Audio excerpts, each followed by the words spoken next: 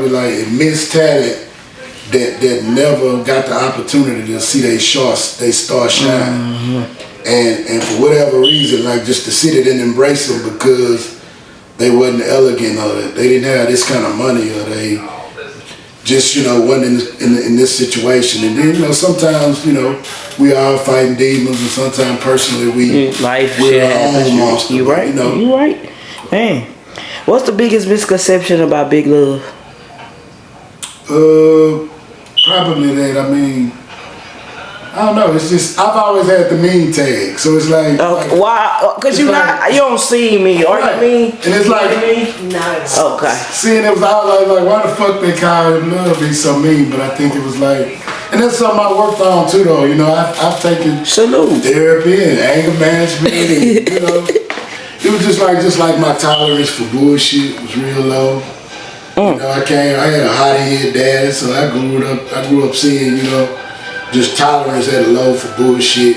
And then just the environment I came in, that, sometimes, kindness and a lot of things that I always had, humbleness and kindness, a lot of the good traits I've always had in me, but just the environment that I was from, that was portrayed as weakness. So your kindness could, actually get you killed. So it was just a lot of situations, especially in the music industry, that I couldn't let the full me, be fully shown without being played for weakness and, put myself. Fellas, y'all hear that? Y'all hear that, fellas, man? Back streets with Coach shit, man. The North and South beef, was that some real shit or was that just too popularized? The North and South shit was real shit during my era. Okay, your era. But after my era, like, it was just some popular shit to say. And I can say that during my era because I know that none of the artists who they interview, and I see who do these interviews, and I'm looking, I'm like, what the fuck are they talking about? You brought up Chocolate Town, so that was Oasis. So when I tell you it's real, I was doing shows and going to these clubs, they artists came and were coming on this side. When Kiki came on this side, on Chocolate Town, to do a show during the era to where they was on shit, talking on screw tapes about, what they'll do to niggas on North with brains. Right. So that was real. Oh, that was real as fuck, you know what I mean? I stopped niggas from Rosewood from like busting these niggas' head open. Like I got niggas trying to come through the door at the club to get these niggas when they know they doing shows, I'm the nigga saying, say, yo, check it out, man. Y'all from the street, my nigga, y'all know I know how this shit go, man. These niggas just rapping, man. Leave this shit alone, man. These niggas is just rapping. And I knew this for a fact because when I'm on the South and we getting into it with niggas, or when I'm in characters and we getting into it with niggas out here, these niggas that's rapping, it's not the niggas that we punching. So I knew there was a difference between the streets and the club and the rap and all this type of shit. So the North and South during my era was a real war. Shit. We lost, we lost people.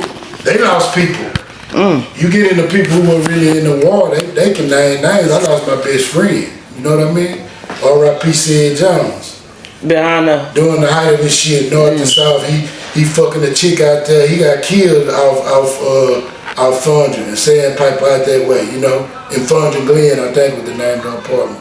Yeah. He going out there to see a girl, sucker come behind him and blow his brains out, And he was originally from the South and they didn't even know it, but he just identified as North because he was me all the fucking time, Was the East Side kind of forgotten? Like, being that the East Side is a little bit more popular now, but it wasn't what it was now? Nah, I wouldn't say. Somebody would even have to remind me of somebody from the East, because it was like, it was just North and South. And that was just, I think everybody else, I'm sure they had their players and their G's, but they was just staying out of the bullshit, or they picked a side. So like I said, if they picked a side, then we didn't give a fuck if you were from the East or the West. If you was repping the South, we identified you from that side, and it was smash on sight. Streets with Coach shit, man. That's what it was. R.I.P. to Black Sam, too. Man, for real, for shit show. Can't talk about Chocolate Town without talking about Black Sam, because if I ever swung one hand in Chocolate Town, Black Sam stayed right in Carter Grove, right next door to that motherfucker. So if he ever got word anything was going, my nigga jump the gate and come over there and get in your ass. You know what I'm saying? And I'm talking about somebody who had hands. They know me, Black Sam, Big Youngster. You know what I mean? A lot of my G's, my OGs were in jail during that time. And they didn't get out until probably the last 10 years, you know. Welcome home to my boy Earl Dean, Nat Teese, Vincent, these real Studentwood G's, who I grew up knocking motherfuckers out, who could have made this shit real easy for us. But for real. Yeah, so these boys were gone during the Pinnacle, so you know. And shout out to Lil C, can't take nothing from Lil C. Lil C probably, we done had our run-ins in the past, but he's on he's on this cover with me for a reason. Like, this was, you know, a person who had my back through thick and thin, you know, and I've returned the favor and had his back through thick and thin. Like, he fell out with complete neighborhoods. Like, he fell out with the entire Fifth Ward at one time. They would come to Chocolate Town and see this picture, they would tear that motherfucker off the wall, you know. So we've even had run-ins and shit. We had to get straight with the Ward and Hardy at times behind Ward. You know what I mean? But let me ask you, what made you keep it all the way independent? Knowing what you know about this rap game. These the city's favorite artists.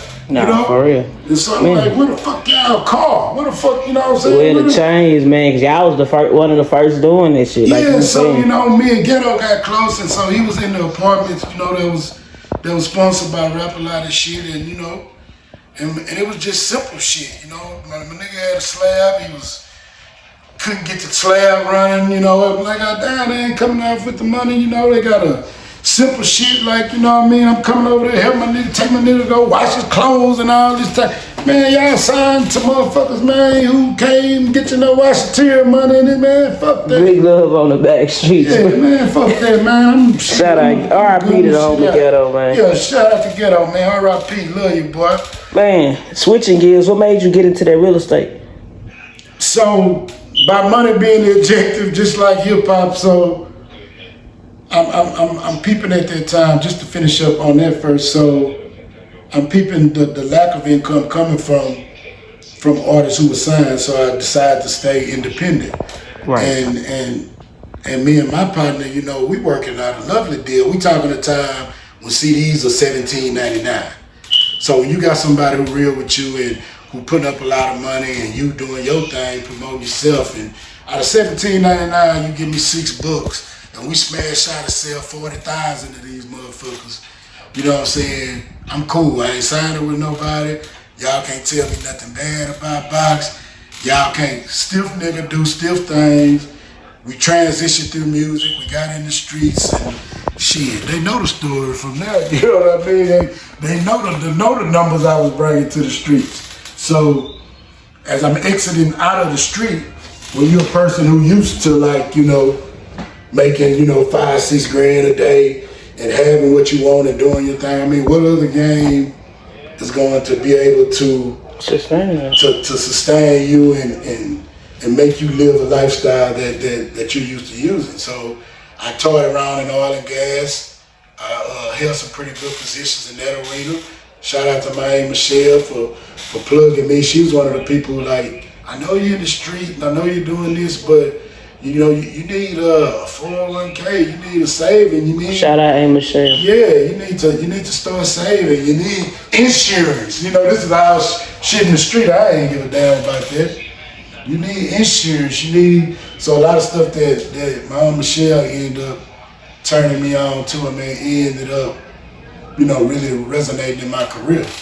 But at the same time, you know, you get to a point, there's ups and downs and industries, and I still want to find something to where I'm self-employed and I can, you know, do me and make the money. So that's where the real estate ended. Man, backstreets to coach shit, man. Is anybody you want to sign? Like, you want to get behind any of this young talent in the city, or you just done with it? Like, as far as investing in people.